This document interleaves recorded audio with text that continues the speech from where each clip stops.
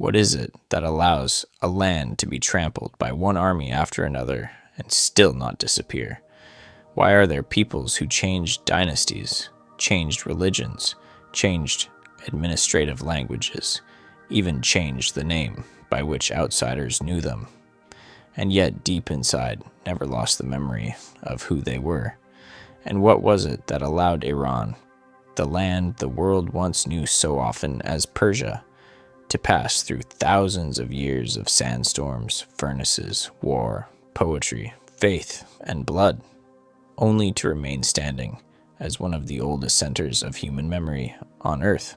Tonight, I want to invite you to sit very still, as though outside there were nothing left but the sound of wind against the window, and step with me into the long story of a country that cannot be told in haste. Because the history of Iran is not merely the history of kings or battles. It is the story of a vast plateau where mountains lock away valleys, where deserts teach endurance, where cities rise almost like miracles along trade routes, and where national memory has been heated and hardened across the centuries, like steel held over red fire. And before we see any throne, before we hear the names of Cyrus, Darius, Shah Abbas, Khomeini, or modern Tehran, perhaps we should step back even farther, so far that the names of rulers vanish and only the land itself remains. There are places in the world where, if you do not understand the shape of the earth, you will never understand the character of the people. Iran is one of those places. It is not a broad, open river plain like Egypt, fed by a single, life-giving artery. It is not a peninsula easily turned toward the sea to build a maritime empire. Iran is a great plateau, enclosed and broken by mountain ranges, surrounded by dry spaces, desert rims, and narrow corridors leading outward into the wider world. To the north stand the Alborz Mountains, to the west and southwest the Zagros, and in the center lie plateaus, basins, salt deserts, and stretches where wind and sand seem determined to wear down human will. And simply by looking at that geography, we begin to understand several essential truths about Iranian history. This is not a land that can easily be swallowed whole. Armies may invade, they may plunder, they may seize great cities, but to rule the full space of Iran for long is another matter entirely. Mountains, highlands, tribal regions, local networks, and the sheer distance between centers of population mean that any conqueror must eventually negotiate with geography itself. Yet, at the same time, this is not an easy land to unify. To bind it into a durable state requires more than soldiers. It requires roads, taxation, urban centers that act as knots of connection, and above all, some larger shared idea strong enough to draw north, south, east, and west into a single story. And because Iran sits between worlds, it has always been pulled in many directions. To the west lie Mesopotamia and the Mediterranean world. To the north, the Caucasus and the steppe. To the east, Central Asia and India. To the south, the Persian Gulf and the Indian Ocean. Iran is therefore like a joint between the great parts of Eurasia. Whoever controls it opens many military and commercial routes, but whoever wishes to live there for long must learn the art of balance. It was because the geography was so severe that the people of Iran developed a very special relationship with water from an early age. In dry lands, water is not merely a resource, it is a miracle. It is the condition of life itself, the line between city and wilderness. The Qanat systems, those underground channels carrying water beneath the earth, were not simply clever engineering. They were signs that Iranian society understood something fundamental. If civilization was to exist here, nature would have to be organized, not merely endured. The Persian garden which would later become one of the most famous aesthetic forms in the world, was not merely a beautiful space. It was an image of order imposed upon barrenness, of water deliberately divided and guided, of trees in shade and fragrance standing as an elegant answer to a harsh world. And perhaps it was from that geography that Iranians developed a historical temperament unlike almost any other. They could be soft in poetry and hard in politics. They could endure for a very long time, and then erupt with astonishing force. They could allow others to think they had been absorbed, only to transform the conqueror from deep within. That plateau did not merely produce dynasties. It produced an instinct for survival, to retreat in order to preserve oneself, to absorb in order not to vanish, to wait for the right time and return. Many centuries later, when facing Arabs, Turks, Mongols, Russians, British, Americans, and the waves of modernity, Iran would still respond according to the logic that its land had taught it long before. Never underestimate what grows out of stone and dryness. On that land, human beings had lived from very early times, in deep prehistory, when communities of hunters and gatherers gradually became communities of farmers, herders, and settlers. But when history begins to become more visible in the memory of mankind, one name appears in the southwest: Elam. Elam is not just a lonely name in an ancient book. It is one of the earliest pillars of Iranian history. Over many centuries, it alternated between conflict and commerce with Sumer, Akkad, Babylon, and Assyria. Cities such as Susa became places where power, ritual, and trade gathered together. And if you want to picture Iran in its earliest historical form, do not imagine a unified nation-state like today. Imagine instead a wide land of many climates, many communities, many centers of authority, yet one that had already learned a vital lesson. To survive here, people had to organize, had to build, had to be both resilient and flexible. And even in those ancient times, Iran had already begun to show something that would remain one of its deepest traits: the ability to absorb influences from outside without dissolving into them. In the early centuries of the first millennium BCE, Iranian-speaking peoples of Indo-Iranian origin began to emerge more clearly across the plateau. Among them, the Medes in the northwest and the Persians in the south gradually entered history as formidable powers. The Medes were once considered a significant kingdom, strong enough to stand beside the major powers of the ancient Near East. But what makes this era fascinating is not only the question of who ruled whom, it is that this was the stage at which Iranian memory began to take shape in a political sense. Tribes, local domains, and scattered communities were drawn closer by the need to survive among aggressive surrounding empires. Assyrian violence, Mesopotamian instability, shifting trade routes, and the pressures of war forced the peoples of the Iranian plateau to become something larger than themselves. Then from that foundation, the Persians rose. And once we speak of the Persians, we cannot avoid the name of Cyrus the Great. In his hands, a tribe in Persis ceased to be merely a local force.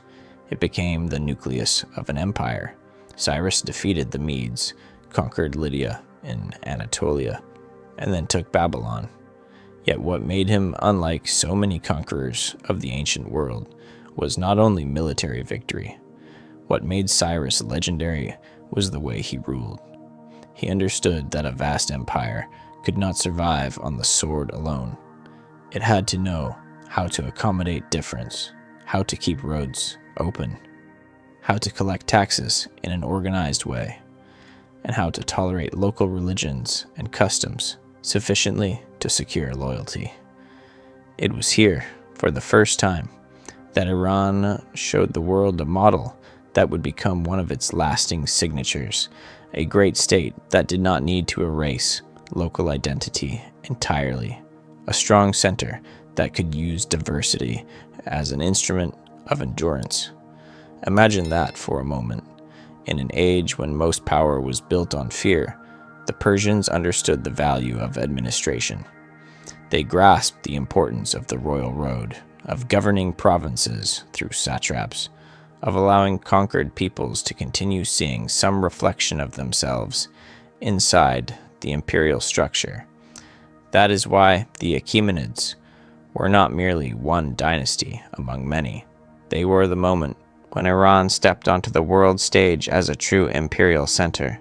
From then on, the history of Iran was no longer the history of a frontier zone.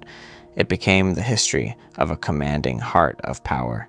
But when we speak of the Achaemenids, people are often overwhelmed by the map. The colors spread from Egypt to the Far East, the endless roads, the tribute-bearing delegations, the grand campaigns. It becomes tempting to say only that this was a vast empire and stop there. Yet for Iran, what matters most is not simply how large it was, but how it worked in a world where communication was slow, geography was punishing, and the cultural differences between regions were enormous. Here, the Persians achieved something rare.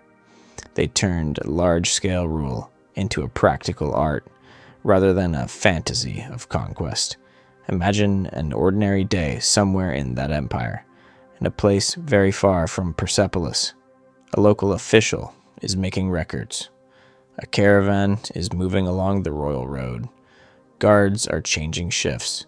Merchants speaking many languages exchange both goods and rumors. While in the ceremonial center, preparations are made for the king. What holds that great machine together is not only the army, but administrative habit. Administration is one of the most silent forms of power in history. It is less dramatic than battle, but it determines whether an empire survives another season of taxes, another year of transport, another generation of loyalty. The Achaemenids understood this. Satrapies were not abandoned to complete autonomy, but neither were they suffocated as if they were anonymous territories without character. Conquered peoples were allowed to preserve parts of their traditions, so long as they recognized imperial order, paid tribute, and did not rebel. It was a kind of flexible pragmatism, and that pragmatism was the secret of Achaemenid durability. What always fascinates me is that the ancient Persians seem to understand a truth that many later great powers never learned. A wide empire cannot rule forever by forcing everyone to become identical. They did not make Babylon into Persis. They did not force Egypt to forget that it was Egypt in a single generation. They ruled through an overarching layer of authority while allowing many layers of identity to continue beneath it. In that way, instead of having to destroy difference, they learned how to stand above it. That lesson would return again and again in Iranian history, from the Safavids all the way to modern arguments about center and periphery. Even the title, King of Kings, is worth lingering over. It did not simply mean that the ruler was stronger than everyone else. It meant he stood at the summit of an ordered hierarchy, a ceremonial world in which power was linked to cosmic meaning. The king was not merely a military chief. He was the center of a political stage where every embassy, every tribute procession, every court ritual mattered symbolically. In a sense, the Achaemenids understood visual power very early. Persepolis was not a city meant only for residents. It was a place designed to compel all who came there to see scale, order, dignity, and the message that every road ultimately led back to the Persian center. Under the Achaemenids, especially from Cyrus through Cambyses and Darius I, the Persian Empire grew into one of the largest states the ancient world had ever seen. Darius, in particular, systematized much of what Cyrus had begun. He reorganized the empire, divided provinces more formally, established taxation mechanisms, improved communications, strengthened administration, and turned Persian kingship into a remarkably effective political engine. If Cyrus lit the fire, Darius built the furnace that kept it burning steadily, from Egypt to the Indus, from Anatolia to the Iranian heartland. Persian authority was maintained not only through military strength, but through a system of governance that made rule itself into a discipline. It was in this period that the images we often associate with Persian splendor took their clearest shape. Persepolis, with its grand stairways, towering columns, and reliefs showing tribute-bearing delegations from many lands, was not merely a ceremonial capital. It was a declaration in stone. It said that the empire was an ordered world amid diversity, a place where many peoples gathered under one authority. The Achaemenid world was not modest in spiritual ambition either. It cultivated the idea that the Persian king ruled not simply through power, but through rightful order. Within that framework, Zoroastrian ideas about truth, order, and the struggle between light and darkness helped shape the deeper moral world of Iran. If geography created hardness and endurance, Iran's spiritual world gave its history a rare depth. In the oldest layers of Iranian memory, Zoroastrianism was not just an old religion. It was a way of seeing the universe. People often summarize it quickly. Ahura Mazda, the struggle between good and evil, light and darkness, truth and falsehood. But for Iran, the meaning ran deeper. It taught that order is not merely given by nature. Order must be defended. Truth does not defeat falsehood by itself. Human beings must choose truth. Light does not automatically overcome darkness. It requires will, action, and moral direction. A civilization growing among dry lands, shifting borders, and the constant fear of chaos beyond the edge of order is likely to produce religions and philosophies that place great weight on maintaining balance. In the old Persian world, the king was not simply the commander of armies. In the ideal sense, he stood on the side of Asha, truth, rightness, order, against drudge, falsehood, and disorder. In royal inscriptions and ceremonial imagery, Persian power did not present itself as brute force alone. It wanted to be seen as the guardian of cosmic and social order. Of course, no empire is allowed to stand still forever. The wars with Greece, from Marathon to Salamis, from Thermopylae to Platea, left the West a familiar story. Free Greece against despotic Persia. But if one listens only to that version for too long, one forgets that from the Iranian point of view, these wars were also about frontiers, strategic routes, and imperial influence. In time, the Achaemenid Empire weakened under the weight of its own vastness, dynastic conflict, and the burden of its machinery. Then, Alexander of Macedon arrived like a storm.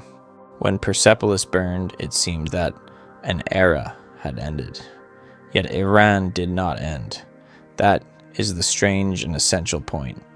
An empire can collapse, palaces can become ash, but Iranian memory does not vanish so easily.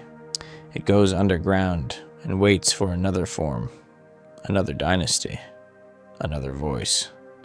After Alexander came the Seleucids, after the Seleucids, the Parthians, and after the Parthians, the Sasanians. That sounds like a simple sequence of dynasties, but in truth, it is the story of how Iranian identity proved itself astonishingly hard to erase. Alexander's conquest brought Greek influence, Greek language, Greek cities, Greek styles of rule. But the Iranian plateau is not the sort of land that fully changes its skin for long. Here, influences from outside usually have to wear an Iranian coat if they are to survive. The Seleucids ruled large territories, but they never truly transformed Iran into a mere extension of the Hellenistic world. From the northeast, the Parthians rose and established a new empire that endured for centuries. This is a question worth sitting with. Alexander conquered at extraordinary speed. He shattered the Achaemenid machine, seized the imperial centers, married into Persian lines, brought Macedonian and Greek elites into the governing class, and opened a great Hellenistic world. On the surface, it was easy to imagine that Iran would be drawn fully into the Greek orbit, but that did not happen completely. Why? Because Iran was too large, too deep, too full of memory, too capable of transforming what came from outside without surrendering its core. In the Seleucid generations, Greek-style cities rose, coinage spread, and Greek language and art entered elite life. That change was real, but presence is not the same as total victory. Beneath the surface, local noble houses, regional customs, religious patterns, and inherited identities remained strong. The Hellenistic world itself was not a single block, incapable of change. As it moved eastward, it too had to adapt, and in adapting, it became partly Easternized. From there, Parthia emerged as a meaningful answer. The Parthians did not simply recreate the Achaemenid model in exact form, but they built a new Iranian empire in the post-Alexandrian world. That was a historical statement in itself. Iran could be defeated, but not easily absorbed. Its core might retreat, wait, and then return in another shape. That pattern of survival would repeat many times, after the Arabs, after the Mongols, after the shocks of modernity. Iran would often seem on the verge of dissolving into a larger world, only to preserve a distinct voice yet again.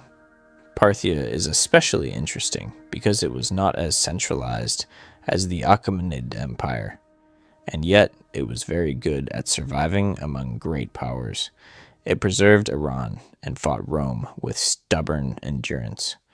With agile cavalry and flexible tactics, the Parthians forced even formidable armies to pay dearly. But Parthia, because of its aristocratic and decentralized character, also carried the seeds of weakening within itself. That is when the Sasanians emerged in the early 3rd century CE under Ardashir I from Persis, and with them, Iran did not merely return. It returned with a sharper awareness of itself. I want to slow down here, because the Sasanian age is often passed over too quickly, even though it is one of the great pillars of Iranian memory. When Ardashir founded the Sasanian dynasty, he was not simply replacing one ruler with another. He was reviving an idea that Iran was not somebody else's frontier, but one of the poles of civilized power capable of standing face to face with Rome and then Byzantium as an equal rival. That is a crucial point. Some civilizations grow in the shadow of others. Sasanian Iran grew with the conviction that it too was a world center. Under the Sasanians, power was woven tightly into ritual, religion, and social hierarchy. The court had its own light, its own robes, its own ceremonial language, and everything suggested that the king ruled not only through force but through radiance and legitimacy. Massive crowns, reliefs showing rulers receiving authority from divine forces, immense vaulted halls that overwhelmed the eye. All of it formed a political language of great refinement. This order is not temporary. It is supported by the structure of the universe itself. The Sasanians were more centralized and more self-conscious in connecting themselves to Achaemenid heritage. Their state was more tightly organized, their court more powerful, and Zoroastrianism more fully systematized as a pillar of political order. This was the period in which Iran again became a major regional superpower, locked in fierce rivalry with Rome, and then Byzantium. Battles, treaties, gains, and losses in Mesopotamia, Armenia, and Syria shook the frontiers of Western Asia for centuries. But the Sasanian world was not only war, it was court art, law, religion, ritual, long-distance trade, and links to India, Central Asia, and China. At this point, Iran was not simply a kingdom, it was a world. Yet, like every great empire, the Sasanian Empire stretched itself too far. Endless war with Byzantium exhausted wealth and manpower. A rigid social hierarchy, heavy taxation, and rising internal tensions weakened the structure from within. When the Arab Muslim armies appeared in the 7th century, Sasanian Iran was no longer an unbroken wall. It was a wall already cracked from inside. All it needed was one decisive blow. The Arab-Muslim conquest is therefore one of the most painful and decisive chapters in Iranian history. After battles such as Al-Qadisiyah and Nahawand, the backbone of the Sasanian Empire broke. Yazdegerd III fled, trying to hold together the last fragments of royal authority in the east, but history had turned. For many other empires, that would have been the end. For Iran, it was not extinction, but a brutal transformation. The Arabs brought not only new rulers, but a new faith, a new sacred language, a new political order. In the first generations, many Iranians must have felt themselves pushed out of the world they knew, Zoroastrian clergy losing their place, old aristocracies displaced, Arabic spreading through administration and scholarship, former centers of authority collapsing. Yet the extraordinary thing about Iran is that instead of dying in that transformation, it gradually absorbed Islam and then profoundly Iranized Islam itself. Conversion came over time, not in a single night. New Persian, written in the Arabic script, began to flourish.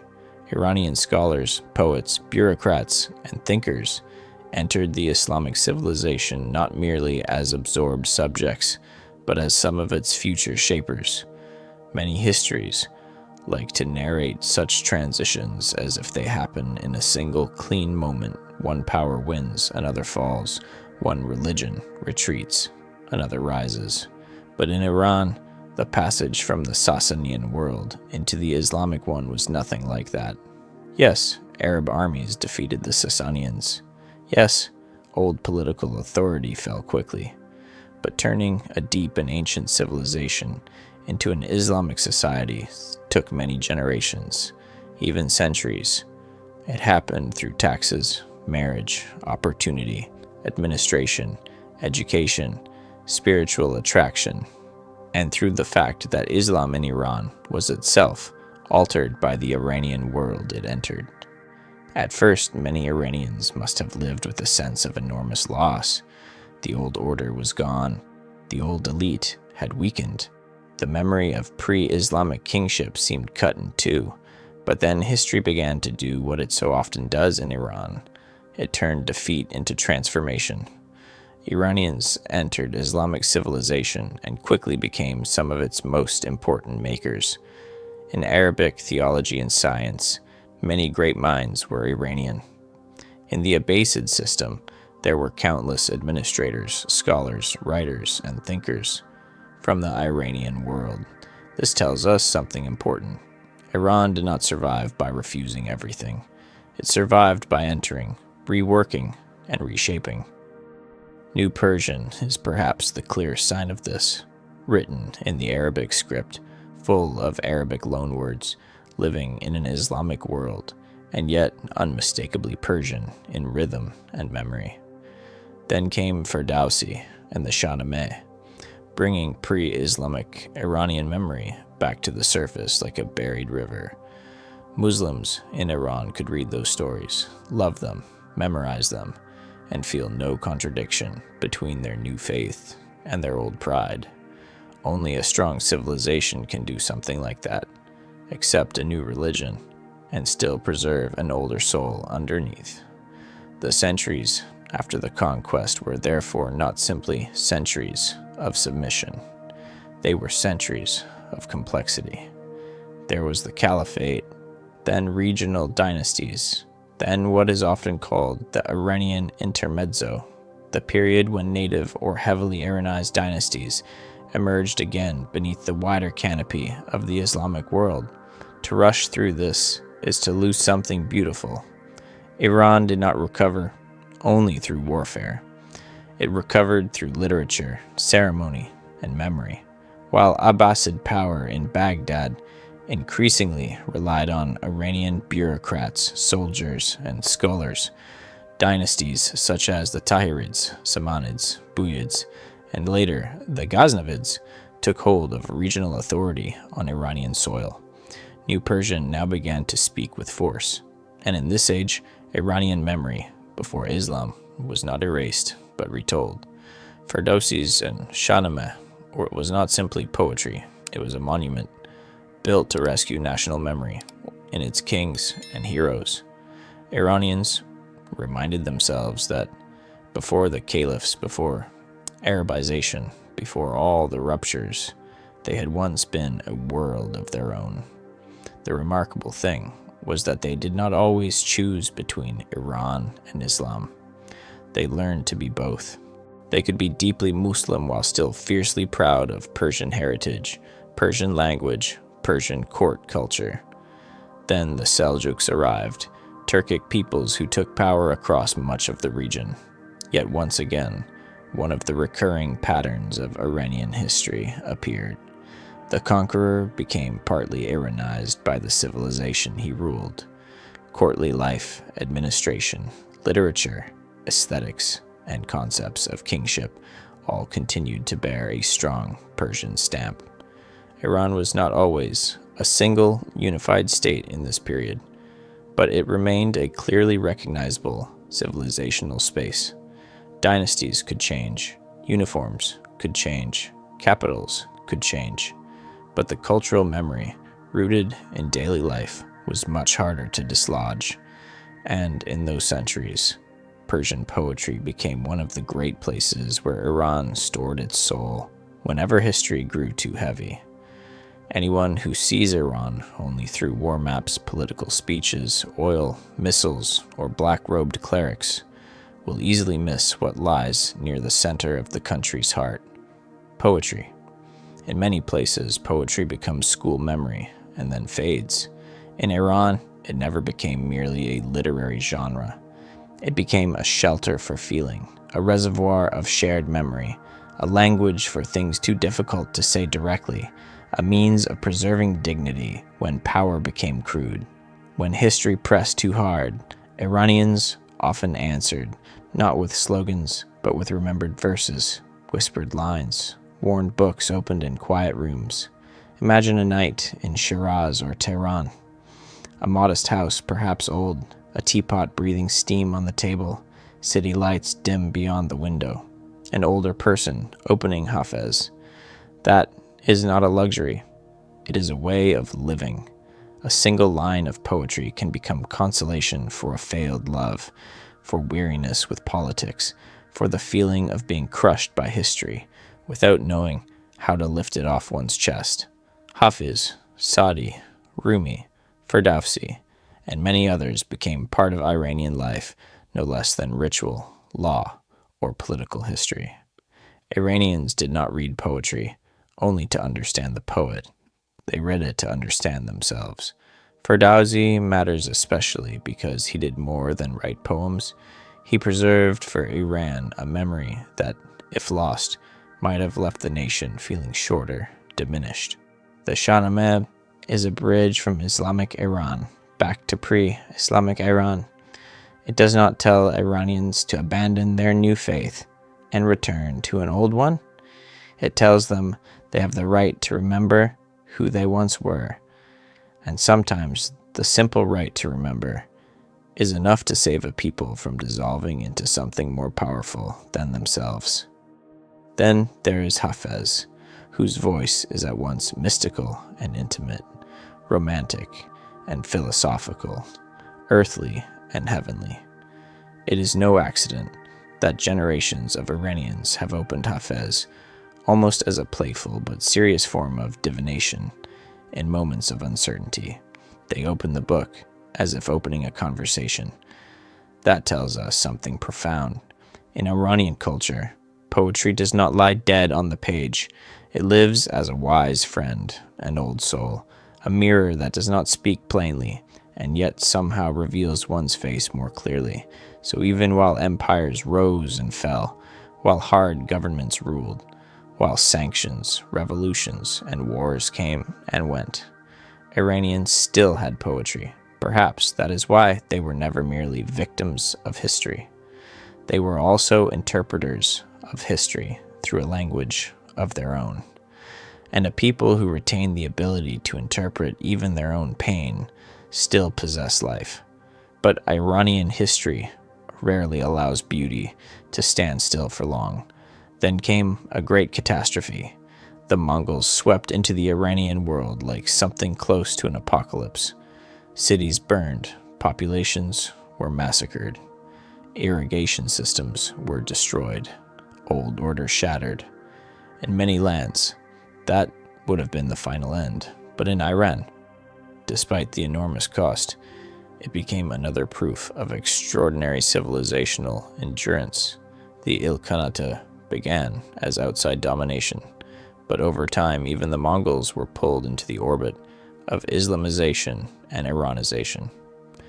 They learned to govern through local administrative traditions, adopted Persian kingship styles, and supported art, architecture, and scholarship in ways few would have predicted in the first shock of conquest.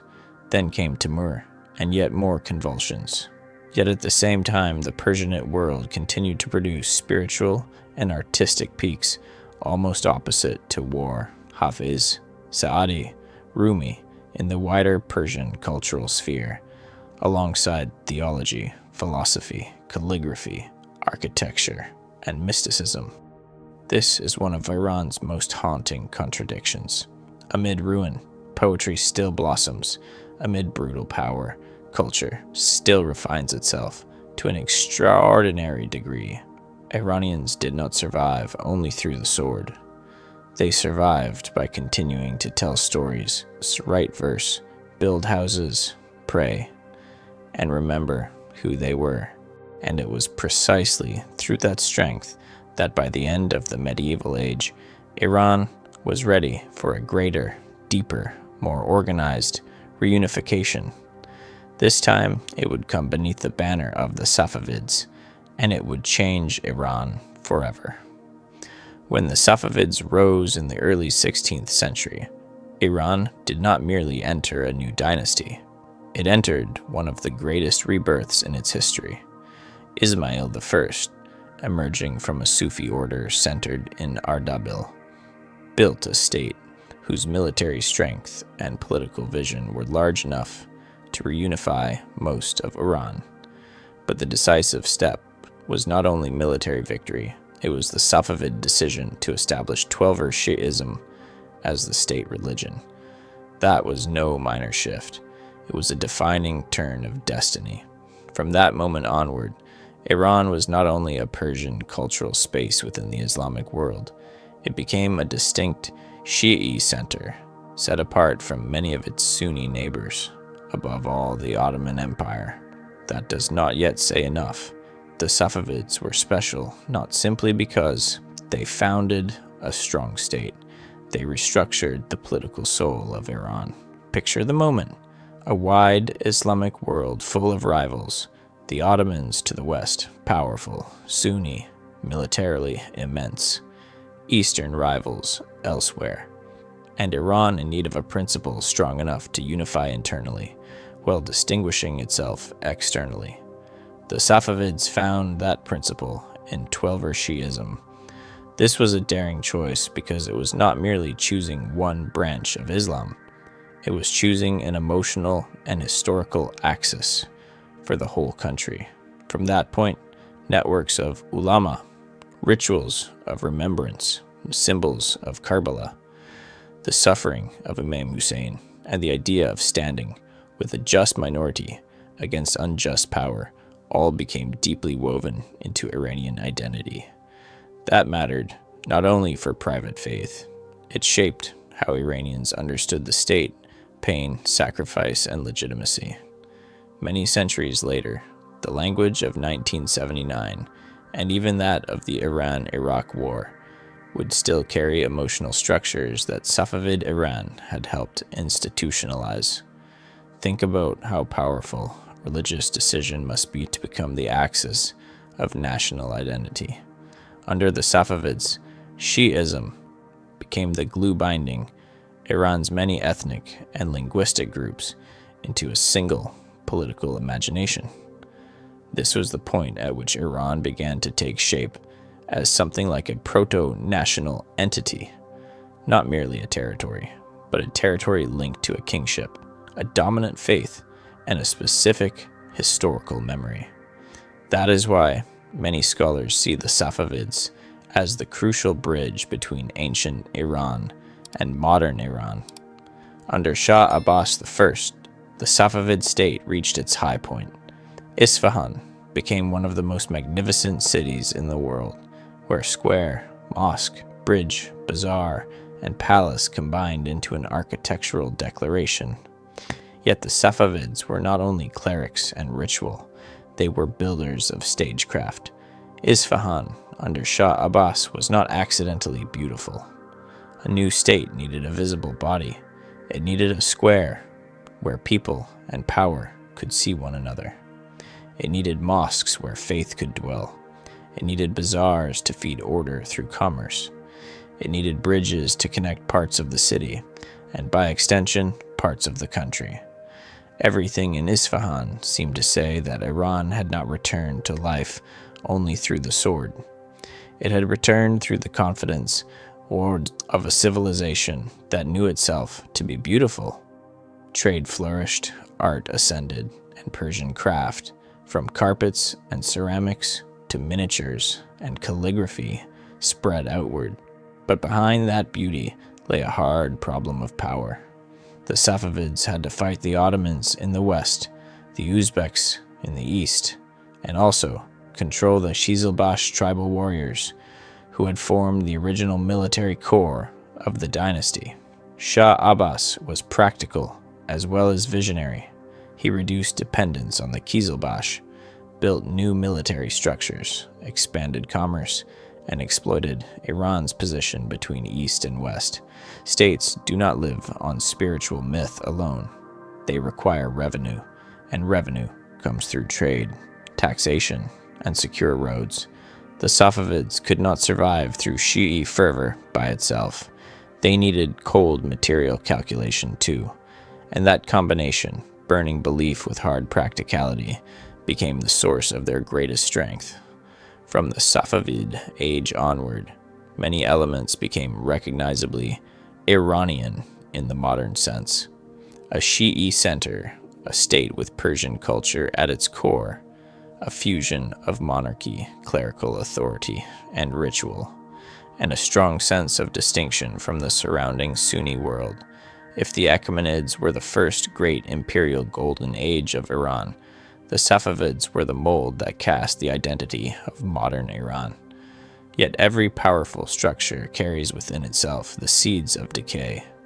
When institutions grow rigid, when early energy hardens into heavy ceremonialism, when the court loses sharpness, when military strength declines, enemies strike at the right moment. The Safavids eventually fell, but what they created remained. Iran, after the Safavids, could never return to its pre-Safavid condition. Shi'ism had rooted itself. The idea of Iran as a distinct state within the Islamic world had taken durable form. Later dynasties would differ in many ways, but all would live in the house the Safavids had built. No splendor lasts forever. After Abbas, the Safavid state slowly weakened. The machinery grew heavier, military effectiveness declined, internal disputes multiplied, and in the early 18th century, Afghan forces overthrew the dynasty in a terrifying period of disorder. Iran again seemed close to disintegration, yet, at such moments, Iranian history often produces figures like a knife cutting through chaos. Nader Shah was one such figure. Rising from a harsh background through military genius, he defeated rivals, restored territories, crushed external threats, and founded the Achaemenid dynasty. Nader Shah is often remembered as a warrior of astonishing force, sometimes compared to a Persian Napoleon, though he lived long before Napoleon. He restored Iranian power through speed and ferocity great enough to terrify the region. He campaigned into India, seized Delhi, and carried away immense spoils that later imagination would attach to legends, like the Peacock Throne and the Koh-i-Noor. But rulers who build states by the sword often struggle to leave a stable order behind. Nader Shah grew increasingly suspicious, violent, and tyrannical, and after his assassination, Iran once again fell into conflict.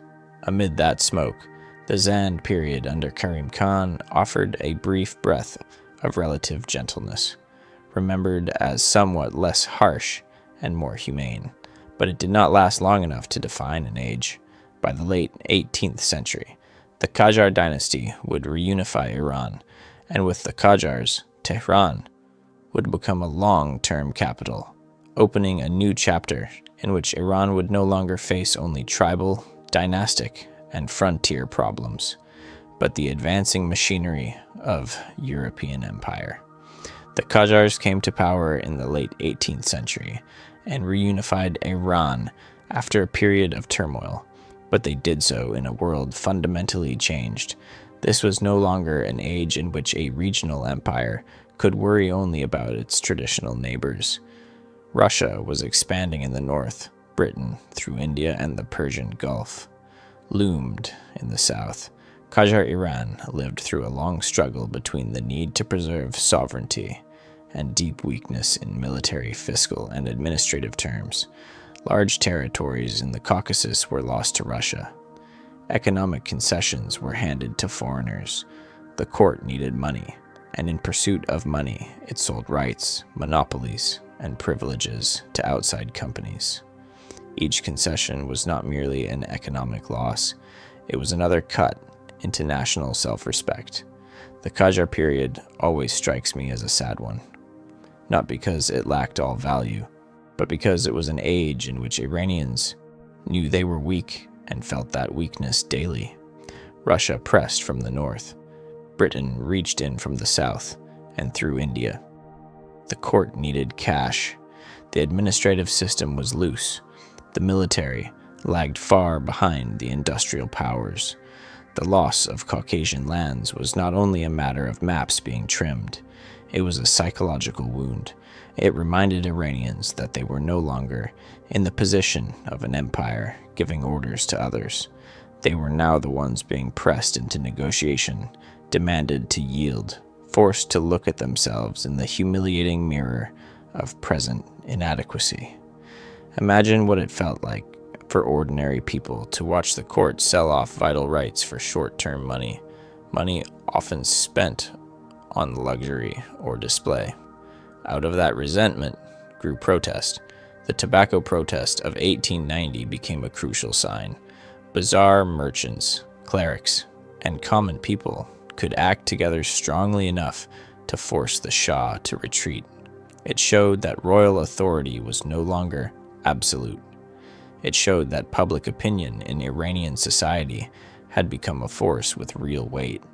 Then came the constitutional revolution in the early 20th century. This is one of the most admirable moments in Iranian history. Iran did not respond simply by longing for a stronger king. It also responded by demanding that power itself be bound by law. Bazaar merchants were enraged by foreign concessions. Clerics worried about morality and sovereignty. Intellectuals encountered modern political thought and saw that there were other ways to organize a state besides arbitrary court power. Out of this came the demand for a constitution, a parliament, and legal restraints on the monarch's will. It is a crucial moment because it proves that Iran was not standing outside modern political history. Iranians were not merely the subjects of ancient empires, they were also among those who early demanded constitutionalism, representation, and limits on arbitrary rule. Parliament, constitution. The idea of representation, justice, and the notion that the Shah could not simply do as he pleased. These were profoundly modern ideas and intensely alive. Yet, as so often in Iranian history, just when hope opened, outside powers and internal division helped crush it. Still, the constitutional flame did not die. It left behind a powerful memory. Power could be challenged not only through violent rebellion, but through law and representation. That memory would haunt the entire 20th century. Every later movement, nationalization, reform, revolution, would carry somewhere in its depths the constitutional question. Who has the right to rule? Can the power be limited? Do the people have any share in deciding the fate of the nation? This is one reason modern Iran is at once ancient in symbolism and modern in political argument. At the beginning of the 20th century, Iran was tired, fragmented, poor, and deeply penetrated by foreign power. Out of that condition rose Reza Khan, who would become Reza Shah Pahlavi, founding the Pahlavi dynasty in 1925 after the 1921 coup. If the Qajar era was one of prolonged weakness, Reza Shah was a fierce reaction against weakness. He wanted a strong, centralized, modernized, more self-sufficient Iran, and to achieve that, he used the state like a hammer. Under Reza Shah, the army was strengthened, the bureaucracy centralized, roads and railways built, legal and social reforms pushed, tribal influence curtailed, and the state sought to define a more secular form of Iranian nationalism that emphasized pre-Islamic greatness and ancient imperial glory. He changed clothing rules, intervened in social life, promoted modern education, and built the image of a nation that had to step into the 20th century through discipline and force. This was modernization from above, energetic, often effective, but also coercive. It modernized Iran in institutions, infrastructure, and symbols, but it also planted new seeds of resentment. Many felt silenced, reshaped against their will, forced into a model of modernity that left little room for real participation. The Pahlavi period needs to be seen closely, as though standing on a Tehran street in the mid-20th century and watching change move before one's eyes, layer by layer. Reza Shah, and later Mohammad Reza Shah, shared a major dream to build a strong, modern Iran that would no longer bow to outsiders or remain a mosaic of tribes, clerics, and fragmented local powers. In theory, that dream was not small or foolish. It was deeply understandable in a country humiliated under the Qajars. People wanted railways, factories, schools, armies, unified law, a government that governed rather than merely paraded. They wanted to enter the 20th century on their own feet, and much did change. Cities expanded. The state reached into regions that had once been almost autonomous. Tribal groups were brought under tighter control. Women in some strata gained new opportunities. Education spread. The military and bureaucracy became more modern. A strong sense of Iranian national identity was promoted, especially through emphasis on pre-Islamic grandeur, Cyrus, Darius, Persepolis. It was an intelligent, symbolic strategy. If you want a nation to rise, remind it that it was once great, but societies do not absorb change at the speed of decrees. Roads can be built quickly. Uniforms can be changed quickly. Schools can be opened quickly. But habits of life, structures of local authority, religious belief, ideas about gender, concepts of justice, and the relationship between state and people do not shift like concrete. When the state pushes too quickly, too hard, with too little room for dialogue, what appears outwardly as progress can generate a deep undercurrent of resistance. Then the Second World War overturned everything. In 1941, Britain and the Soviet Union, suspicious of Reza Shah's orientation, occupied Iran and forced him to abdicate. His son, Mohammad Reza Shah, took the throne in a country now more modernized than before, yet also more vulnerable than ever to global pressures. And there the modern tragedy deepened.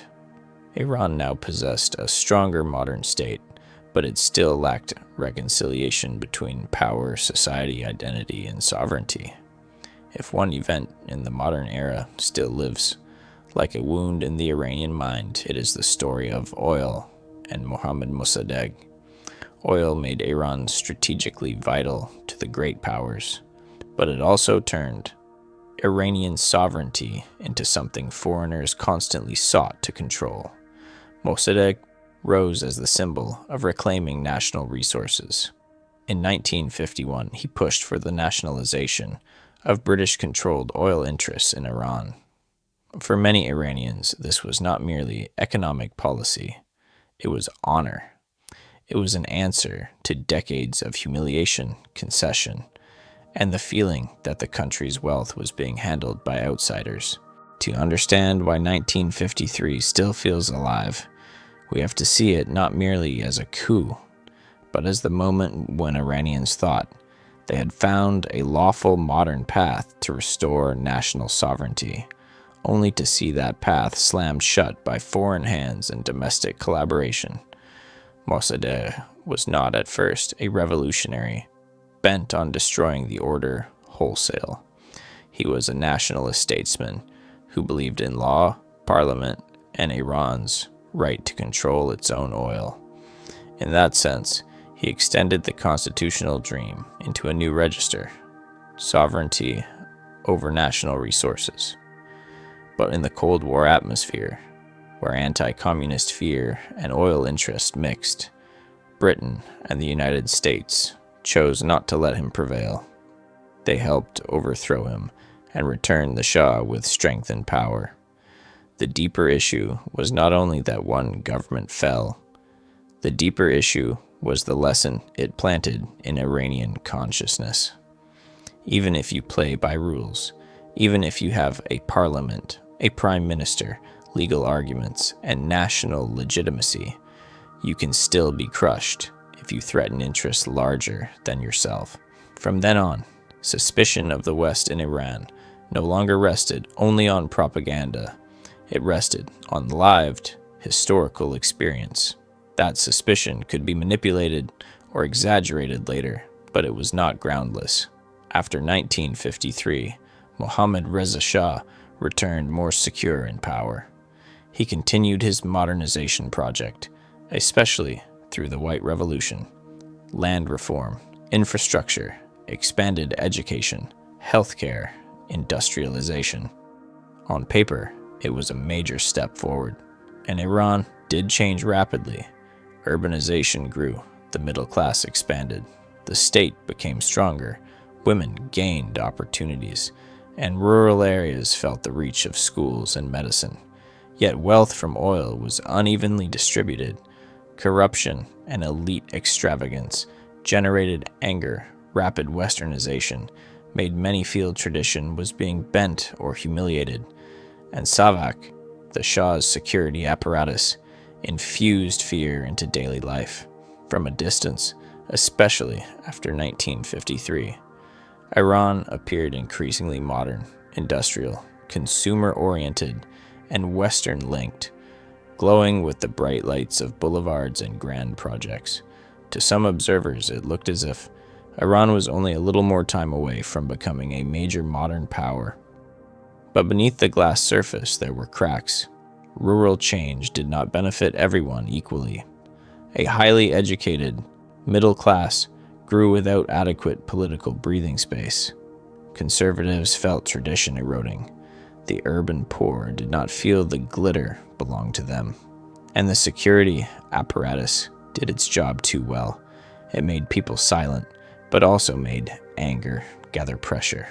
A country can modernize its roads, but if it does not open pathways through which resentment can emerge peacefully, It stores that resentment up as a storm. In Iran during the 1960s and 1970s, that storm was gathering. In secular intellectuals, bizarre networks, clerical circles, students, the urban poor, and all those who felt they had no place in a new Iran that glittered on the outside while growing cold within. The Iranian Revolution of 1978 to 79 was therefore not the uprising of a small faction. It was a social earthquake in which very different groups converged in opposition to the Shah. Religious believers, secularist, leftist intellectuals, bazaar, merchants, urban youth, the poor, those who hated despotism, inequality, dependence on the West, or simply a state that no longer knew how to listen. At the symbolic center of that wave stood Ayatollah Ruhollah Khomeini, who had criticized the Shah from exile for years. He was not merely a cleric. For millions, he was a moral voice against corrupt power. This is one of the moments in Iranian history that can leave the listener with a heavy feeling in the chest. The 1979 revolution was the meeting place of too many dreams. Some wanted national independence from the United States. Some wanted social justice. Some wanted morality and religion restored to public life. Some wanted political freedom. Some simply wanted not to be tortured, not to live under Savak's fear. Some wanted a state that felt more honest, less corrupt, less vulgar. All those currents poured into a single flood. But once a flood has broken its banks, not everyone gets to decide where it will go. Khomeini and those around him held advantages many other revolutionary factions did not. A powerful moral language, deep mobilizing networks, the ability to speak to ordinary people through symbols they had understood for generations, and a very clear political will. While many secular intellectuals and leftists were divided, debating, or underestimating the strength of religious organization, the revolutionary clerical current acted with greater discipline. They did not only want to topple the Shah, they wanted to define the new state. And so, within a short time, the story of the revolution shifted. From a broad movement, it was gradually gathered into one axis. From a dream of expanded political space, it moved toward a revolutionary state that treated control as a condition of survival. From slogans against authoritarianism, it produced a new power structure with authoritarian features of its own. Yet fairness demands saying that for many at the time, this did not seem entirely irrational. They looked around and saw enemies everywhere: the United States, Iraq, coup plots, internal disorder. In such a context, the argument that only hardness could preserve the revolution became persuasive. The problem is that once a state learns to survive through fear of encirclement, it rarely finds it easy to soften again. Then came the hostage crisis at the U.S. Embassy in late 1979. The seizure of the embassy and the holding of more than 50 Americans for 444 days drove Iran-U.S. relations into an abyss. But inside Iran, it also had another effect. It strengthened the legitimacy of the harder, revolutionary factions through anti-imperialist symbolism and helped push more moderate rivals out of the center. The Islamic Revolutionary Guard Corps, revolutionary committees, and the new security mechanisms rapidly shaped the post-revolutionary order through force, purges, and social control. Those who had helped make the revolution but did not share the clerical vision were marginalized, repressed, or driven into exile. Iran had changed regimes, but the peace many dreamed of did not arrive. Instead, a new state emerged, hard, idealistic, fearful, ambitious, and ready to use power aggressively to protect itself. When the Islamic Republic was still in turmoil after the revolution, Saddam Hussein saw opportunity. In September 1980, Iraq attacked Iran, using border disputes as a pretext, aiming at oil-rich Khuzestan and gambling that revolutionary Iran, its army disorganized, would collapse quickly. But war, as history so often does, produced a different result than expected. Iran, though chaotic, resisted with extraordinary ferocity. From shock and early injury, it slowly reorganized, counterattacked, and turned the conflict into an immense war of attrition, lasting 8 years. This was not merely a border war, it was the furnace of the new regime. In the smoke of battle, the revolutionary state found a language of sacrifice, martyrdom, and sacred defense. The Revolutionary Guards grew stronger. Hardline figures gained greater prestige. Hundreds of thousands died. Cities were damaged. The economy was exhausted. Children grew up with sirens, funerals, and slogans. The world remembers haunting images, near suicidal waves of attack, minefields, bombed neighborhoods, tanker warfare in the Gulf, and the shooting down of Iran Air Flight 655 in 1988, with 290 people aboard. The human cost was so vast that total casualties for both sides likely ran into the millions. But where does war truly live? It lives in families. It lives where a mother folds the clothes of a son leaving for the front. It lives where a child wakes in the night to the sound of alarms. It lives where a father worries for his country while trying to keep a household from despair. Great history always passes through small rooms, and Iran in the 1980s was a society of such rooms, dense with compressed fear. Imagine a home in a city threatened by air raids. The windows may be taped to limit shards if the glass shatters. Adults listen to the radio, to speeches, to military news, trying to stay calm in front of children. Somewhere in a corner is the photograph of a relative at the front. Perhaps a small black ribbon already hangs on the wall because bad news has arrived from elsewhere in the family. And yet daily life must go on. Food must be cooked. Children must still grow. Elderly people still need medicine.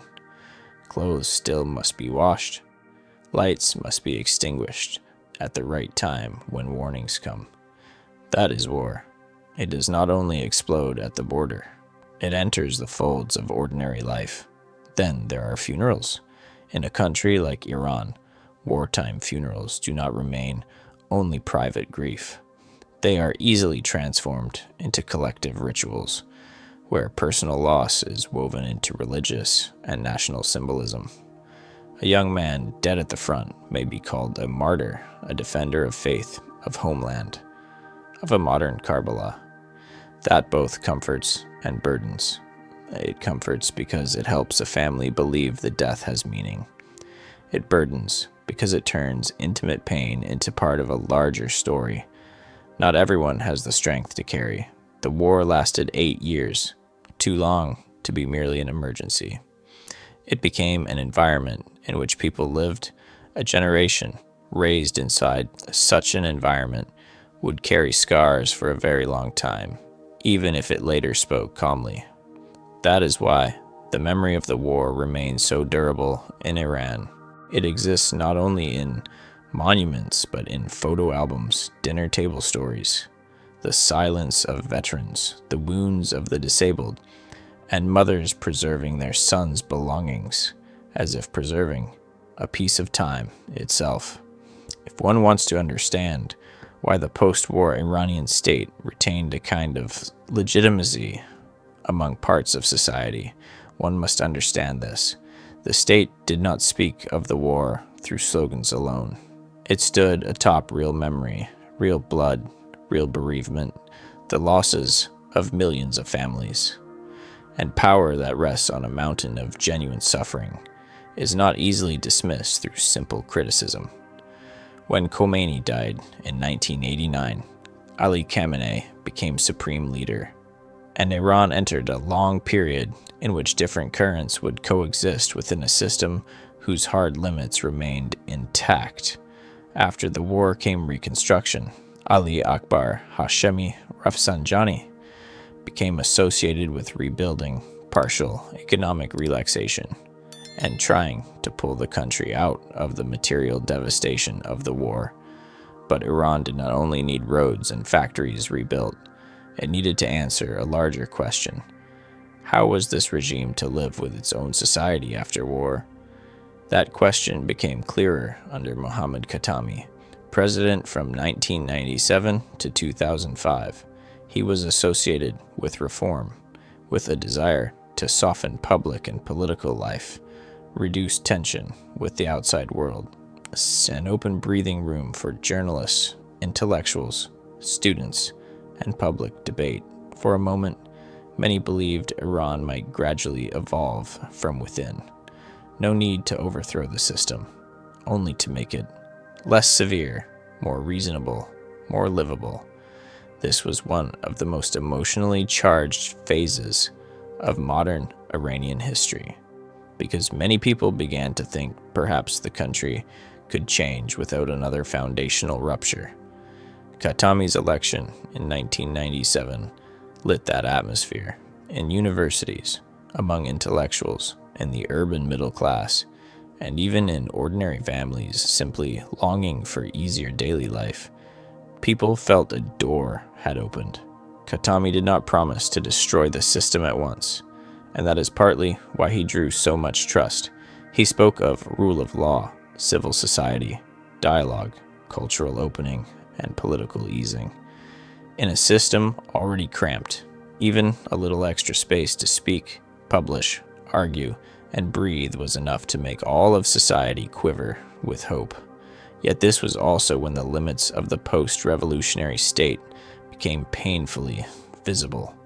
The power structure, anchored in the supreme leader, unelected oversight institutions, and conservative centers of authority, was strong enough to block many of the changes reformists wanted. Hope was real, but the wall was real too. Iranian society learned another hard lesson. Reform is possible, but only inside boundaries the system is willing to tolerate. Push too far, and the door closes quickly.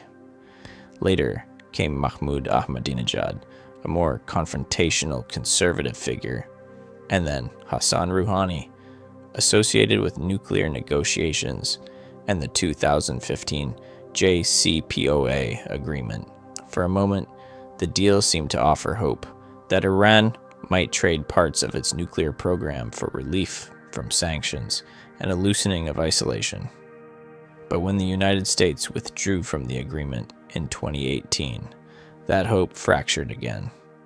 The Iranian economy suffered under immense pressure. The currency wavered, daily life grew harder, and social dissatisfaction continued to accumulate. Ebrahim Raisi became president in 2021, amid a harder political climate, and then his sudden death in 2024 pushed Iran into an early election. Looking at the whole post-war period, what stands out most is that Iran has never resolved its deepest contradiction.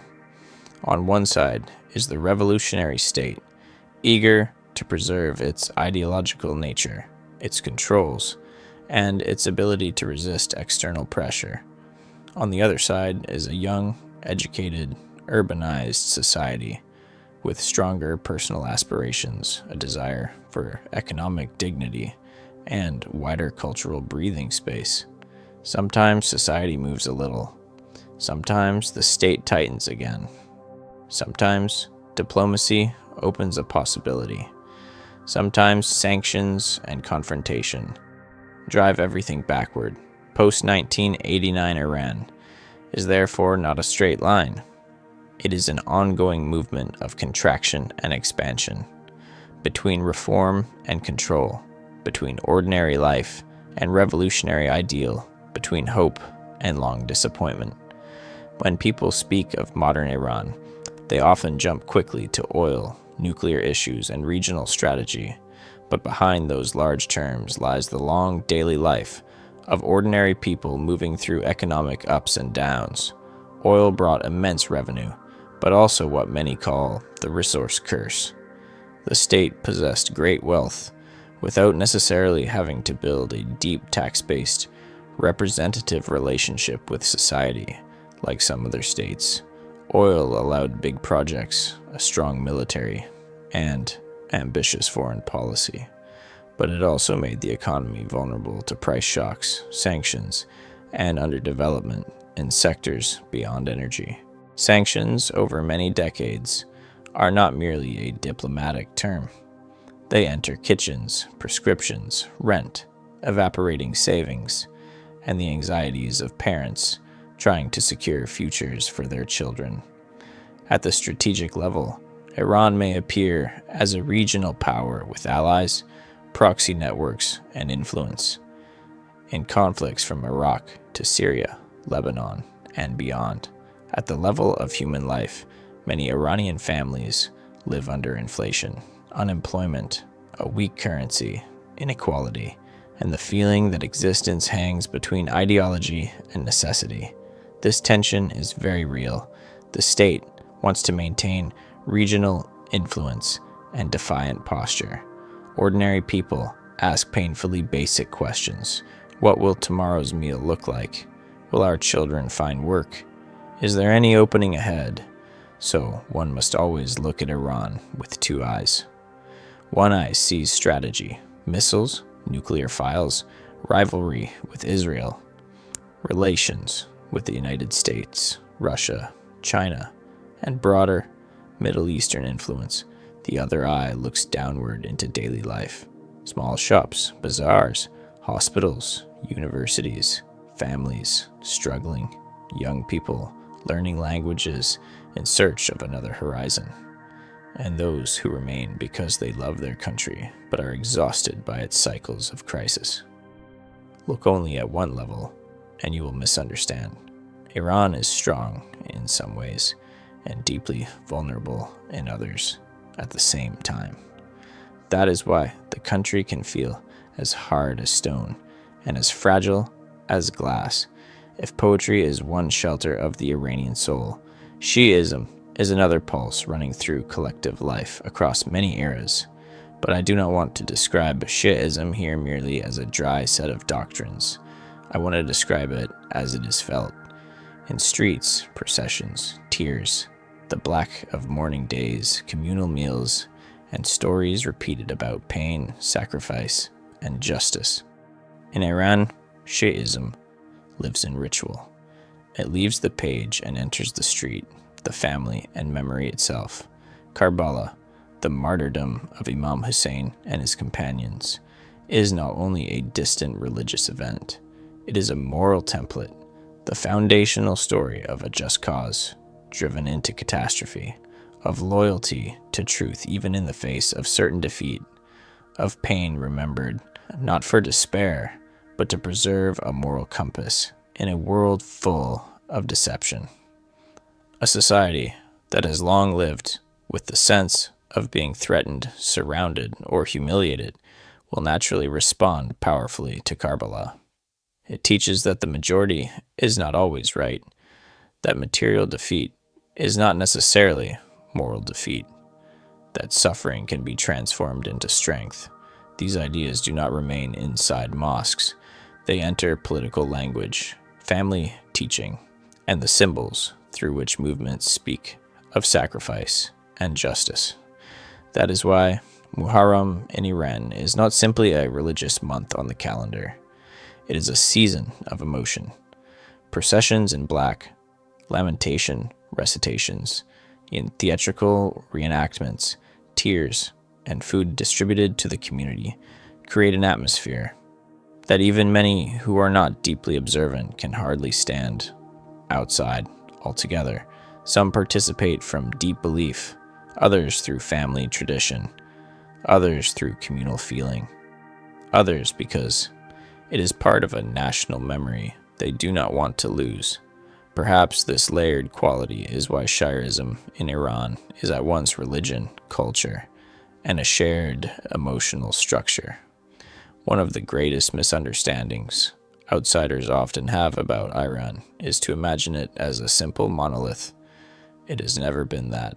Persian culture plays a central role in history and identity, yes, but Iran has always contained many communities, languages, and traditions.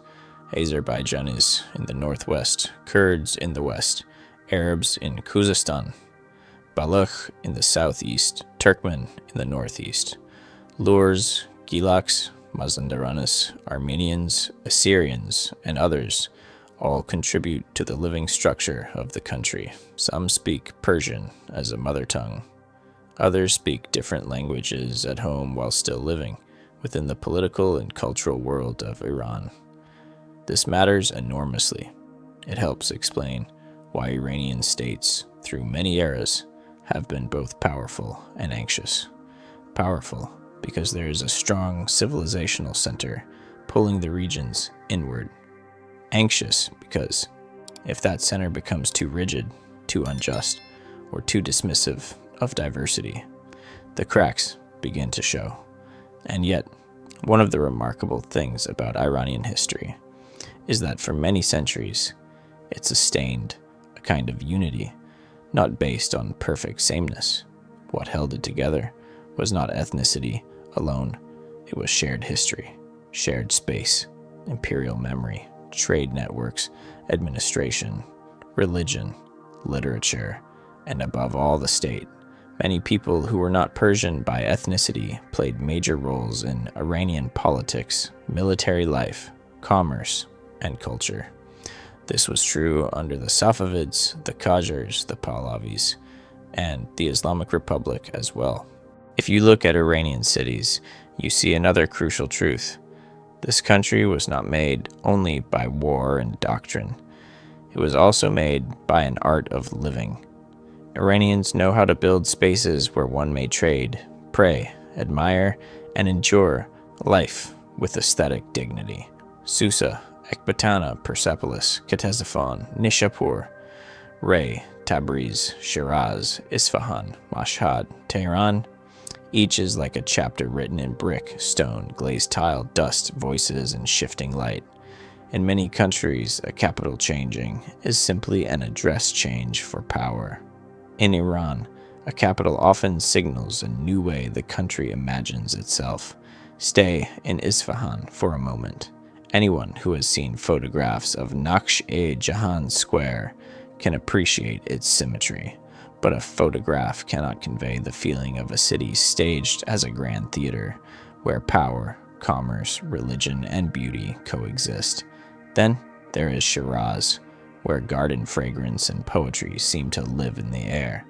Hafez and Saadi are not merely poets studied in school. They are voices woven into life itself. A person may open Hafez almost like opening a small spiritual doorway, seeking a sign, comfort, or soft guidance in moments of weariness. In Iran, poetry is not confined to scholars. It enters tea, weddings, arguments, loneliness, and family memory. Perhaps because the country has endured so much upheaval, beautiful and deep speech became a form of shelter. When power changes, fortresses fall, and money loses value, people still have poetry. And if they still have poetry, some current of identity still flows. Then there is Tehran, younger than many of Iran's great old cities, but the place where modern Iranian tension is most visible. Traffic, universities, ministries, wealthy and poor districts pressed against one another, cafes, morality patrols in some periods, publishing houses, middle-class apartments, young people listening to music and debating the future, and the constant low hum of political fear that is not always spoken aloud. Tehran may not be the most dreamlike city in Iran, but it is the place where the collision between state and society, ideal and necessity, tradition and modernity can be seen most clearly. If Isfahan is a finished painting of past grandeur, Tehran is a canvas whose paint has not yet dried. If we tell history as only the story of rulers, too many important things vanish. In Iran, if one leaves out the bazaar, the clerics, and ordinary urban and rural people, One cannot understand why the big upheavals happen when they do. The bazaar is not just a market. In Iranian life, it is an economic, social, moral, and informational network. Merchants are not only sellers, they are people with capital, ties, and the capacity to spread news and fund movements. The bazaar links classes together. It is where ordinary life and politics can meet almost naturally. The clerical class, especially within Shi'i tradition, occupies a rather different role from what we see in many other Muslim societies. Clerics are not always fully dependent on the state. As mere employees of religion, many possess a degree of financial and social independence through religious donations, local trust, and moral standing. That has often allowed them to become a counterweight to royal or state authority. From the tobacco protest to the Constitutional Revolution to 1979, the role of clerics cannot be ignored. And then there are ordinary people, the ones rarely named in official histories, though they determine the depth of every upheaval. Peasants under tax burdens, young men conscripted, oil workers, students, urban women, small shopkeepers, internally displaced people, families who lost children in war, middle-class households worn down by inflation. All of them form the foundation of history. Many times the Iranian state seems to imagine that it only needs to bargain with foreign powers or major political figures. But history repeatedly proves otherwise. When the bazaar shifts, when clerics speak, when ordinary people stop fearing, whole dynasties can tremble.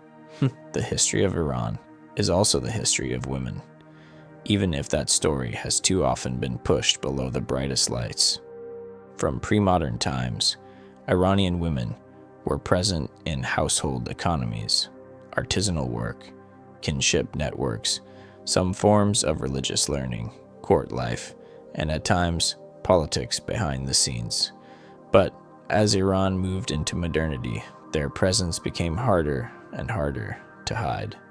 Under the Pahlavis, especially with modernization, women gained educational opportunities and some legal rights, and appeared more visibly in public life. Yet those changes did not arrive evenly. For some women, they were genuine opening. For others, they were cultural pressure imposed from above. After 1979, many things changed under Islamic governance. The new state imposed rules about clothing and public morality, even as it continued to invest significantly in education and health.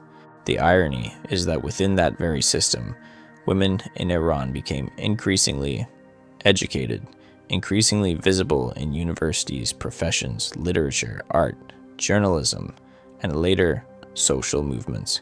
Modern Iran thus contains a deep contradiction, a state intent on regulating gender and morality, and a society in which women are increasingly skilled, educated, and conscious of themselves. Recent waves of dissatisfaction cannot be understood fully without recognizing the role of women, especially in demands for dignity, autonomy, and control over their own bodies. Many outsiders see the headscarf and leap to simple conclusions, but inside Iran, the story is much deeper. It is a story of daily negotiation, advance and retreat, and a young society asking who has the right to decide how one lives one's private life. When we speak of Iran today, it becomes far too easy to speak only of leaders, war, oil, and nuclear questions. But history weighs according to whose shoulders it falls upon. Picture a family in Tehran or Shiraz, grandparents who remember the war with Iraq, parents who remember the hopes of the Khatami era, children growing up with the internet, smartphones, global films, and personal dreams that are harder than ever to confine. 3 generations under one roof, each carrying a different mental map. The grandparents speak of sacrifice, homeland, endurance. The parents speak of reform, missed chances, and cautious living. The children speak of the future, of choice, of wanting a life they do not feel suffocated inside. It is here that we see most clearly that Iran is not a single hard political bloc. It is millions of tiny negotiations, repeated every day. Some comply sincerely, some evade, some protest openly, some remain silent, because they must raise children. Some are devout. Some perform outward conformity without inner conviction. Some love the country and hate the government. Some support the system because they believe it protects independence and morality. Others feel the system has become a wall preventing life from breathing. This is a very alive society, and also a very tired one. Iranian youth are especially striking. They grow up in a sanctioned country while connected to the world through screens. They learn quickly, know much, work under difficult conditions, and many carry the feeling that they were born inside a great civilization, but trapped in a cramped present. That feeling produces creativity and sorrow at once. Iran has excellent cinema, refined literature, serious music, strong science and technical talent. Yet many of those gifted people also live with a painful question. Will my future be here or somewhere else? And we cannot tell the full modern history of Iran without speaking of those who left. After revolution, war, repression, sanctions, economic pressure, and repeated disappointment, many Iranians went into exile. Some left out of political fear, some for education and career, some because they no longer felt there was enough room for themselves in a heavily controlled society. Some simply wanted their children to grow up with less uncertainty. And so another Iran grew outside Iran, in the United States, Canada, Europe, and beyond. An Iran of memory, nostalgia, argument, and unfinished visions of what the country could have become. What is striking is that Iranian exiles rarely sever themselves completely from home. Even when furious with its government, they carry language, food, poetry, Nowruz, family names, grandparents' stories, and griefs they never quite know where to set down. Some children are born abroad and do not speak Persian perfectly, yet they still grow up in homes that smell like the old country, filled with old songs and inherited memory told over and over so that the thread does not snap. Yet exile is never merely beautiful nostalgia. It is also rupture. Those who leave often live in between.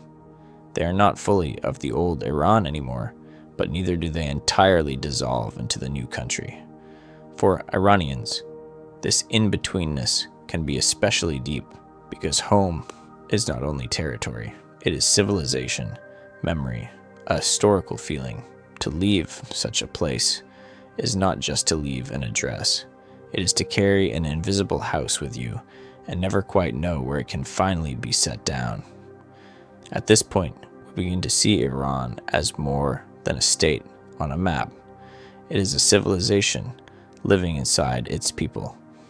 The farther one travels into the story, the clearer it becomes that Iran survives, not only through armies, dynasties, oil, geography, or major political events. It survives through something more silent, ritual. Some peoples preserve themselves through law, some through language, some through borders. Iran preserves itself through all of those things, but also through repetition, through what returns in season. What is laid out on the table? What is recited in the right emotional hour? What is mourned year after year until private pain merges into collective memory? Nowruz is the clearest example. A new year with roots deeper than Islam, deeper than many dynasties, still lives inside households. The half-seen table, the scent of spring, family visits, fine clothes, carefully prepared food, all of it prevents time in Iran from flowing as something anonymous. Time is marked, named, ritualized. Each year, when Nowruz returns, Iran seems to remind itself that before every present crisis, it has crossed many winters and still found spring. Muharram and Ashura perform something similar, but with a different emotional color. If Nowruz is rebirth, light, renewal, Muharram is sorrow held, so it does not cool. Modern societies often teach people to forget quickly in order to continue functioning. Iran has long cultivated the opposite habit, remembering deeply so as to know who one is. People do not merely recount Karbala as a past event. They live with it, weep with it, teach it to children, and thereby allow pain itself to become part of moral education. If one were to search for a hidden engine running through the whole history of Iran, from antiquity to now, it might be the relationship between concentrated power and social life. In Iran, the state is often strong, or at least it desperately wants to be. From the Achaemenids to the Sasanians, the Safavids, the Pahlavis, and the Islamic Republic, the recurring pattern is a center trying to gather a wide, diverse, complicated land into a common frame. When the center is weak, the country fragments. When the center is too strong, society begins to suffocate. The eternal problem is how to preserve unity without crushing inner vitality. What makes Iran different from many other places is that its society is not empty. It has merchants, clerics, local networks, intellectuals, students, a culture of argument, deep historical memory. That means even a powerful Iranian state never rules over a completely silent desert of society. Society always finds ways to negotiate, resist, adjust, and breathe sideways when it cannot breathe straight. Sometimes that negotiation is gentle through literature, journalism, elections, small daily shifts. Sometimes it bursts into protest, crisis, and rupture. This is why outsiders so often misread Iran through headlines. They see a hard state and assume a frozen society. Or they see a wave of protest and assume the state is about to collapse. Both are simplifications. Iran is not a one-directional machine. It is more like a tense organism whose parts pull in different directions, without yet tearing the whole body apart. The state has coercive strength. Society has endurance and adaptive intelligence. Neither side wins absolutely. Their negotiation will likely continue for generations. The world so often sees Iran at its moments of crisis: hostage-taking, nuclear disputes, protests, missiles, proxy wars, sanctions, hardline speeches. All of that is real and important. But if Iran is seen only through those moments, its depth disappears. It becomes a strategic problem instead of a civilization. It becomes an object of diplomacy and security instead of a people living inside accumulated centuries. Iran, however, rarely sees itself that way. Whatever their disagreements about the present, Iranians rarely forget the depth behind them. A government may narrate Iran in the language of Islamic revolution. A secular intellectual may narrate it in the language of cultural nationalism or human rights. A poet may narrate it through memory, taste, and the shadows of cities. A laborer may narrate it through prices and family burden. Yet almost everyone, in one way or another, knows the country was not born yesterday. Its historical density is too great to be reduced to a new cycle. And so, when we arrive at the Iran of the recent present, where the past has never agreed to stay in the past, we find a state that remains an Islamic republic, its constitutional structure placing the supreme leader in the highest position, and the president as the highest elected executive beneath that. Yet, if you ask me what Iran is today, I would say this. Iran today is a place where Cyrus still lives.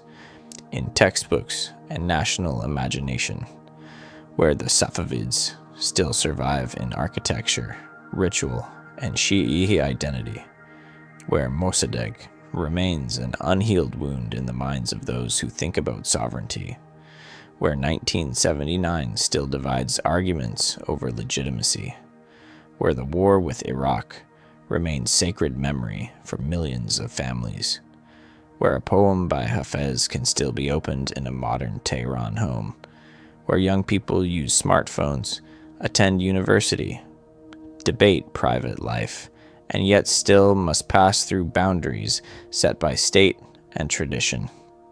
Iran today is not merely a government, a crisis, or a headline.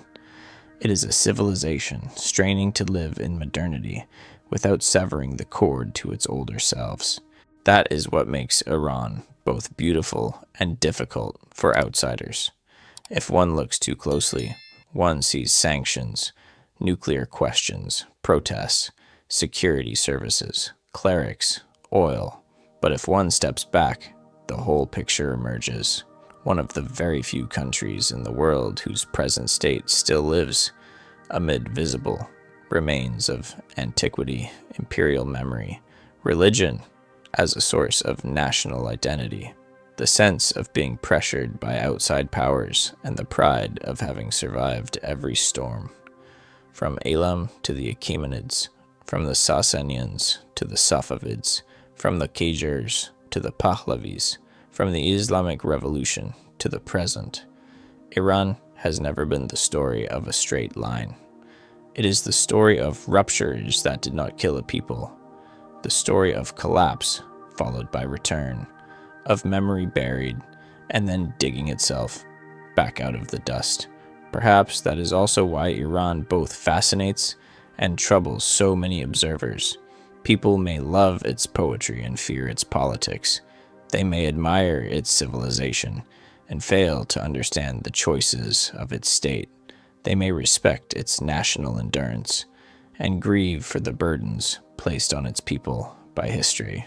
But wherever one stands emotionally, one thing is difficult to deny. Iran remains one of the great, unfinished stories of human civilization. And when we look back across the full length of this journey, from prehistoric footsteps on the Plateau, from Elam, the Medes, the Achaemenids, Parthians, Sasanians, the Islamic conquest, the Persian ages of the Muslim world, the Safavids, Qajars, Pahlavis, revolution, war, sanctions, and the present, we begin to see a thread that is never snapped. Iran has always faced, in one form or another, the same set of questions: how to change without losing itself, how to open without being swallowed, how to preserve tradition without suffocating the present, how to resist external domination without turning inner life into a prison. Those questions remain unresolved. They may be wrestled with for generations still, but the mere fact that one people has been asking them for over 2,000 years is itself astonishing. If I had to gather the whole story into one image, I would not choose a throne, or an oil well, or a protest. I would choose a flame being cupped against the wind by two hands. The wind comes from many directions: Greece, Arabia, the Mongols, the Ottomans, Russia, Britain, America, war, revolution, sanctions, modernization, resentment, longing for freedom, fear of disorder. At many times, each gust seemed certain to extinguish the flame, yet somehow Iran kept it burning. At times it blazed as empire. At times it survived only as embers in poetry. At times it flared in revolution. At times it glowed quietly inside a household at Nowruz. But it never fully went out. Iran is not perfect. It never was. Its periods of glory were often accompanied by cruelty. There were times when religion uplifted life, and times when power used religion as an iron frame. There were sincere reformers, and there were those who invoked modernity to oppress. There were those who resisted foreign domination out of genuine national dignity, and those who used that dignity to justify tightening the screws at home. Yet, in that imperfection, Iran becomes more real, not less. Not a clean myth, not a stone statue, but a living civilization carrying scars, contradictions, beauty, and darkness through time. What makes Iran linger in the mind is perhaps not power, but depth. The depth of memory, of grief, of poetry, of national pride, of the relation between the living and the dead, between the present and the past, between the kitchen of the family and the great convulsions of history. There are places that inspire admiration through achievement. Iran often leaves one silent, because one senses standing before something too thick, too old, too layered to grasp quickly. Perhaps the final and most important thing to hold on to is Iran's endurance. Many people hear the word endurance and imagine numbness or stubborn insensitivity. But in Iran, endurance is not the absence of pain. On the contrary, this may be one of the civilizations that feels pain most deeply, precisely because it feels so deeply it had to develop ways of living with pain without breaking apart. Iran lost empires. It was conquered many times. It was betrayed by alliances and calculations, larger than itself. Its reforms often stalled. Its hopes opened and were crushed. Whole generations had to grind through years of hardship, war, control, sanctions, and injustice. A people who can pass through all of that and still make poetry, prepare spring tables, build gardens, tell stories to children, read, argue, study, fall in love, and raise families. That is not ordinary. That is civilizational resilience. That resilience appears in large things and small ones. Large in the fact that the country did not vanish after the fall of the Sasanians. Large in the fact that Iranian identity did not dissolve after centuries of Islamization and Turkic political dominance.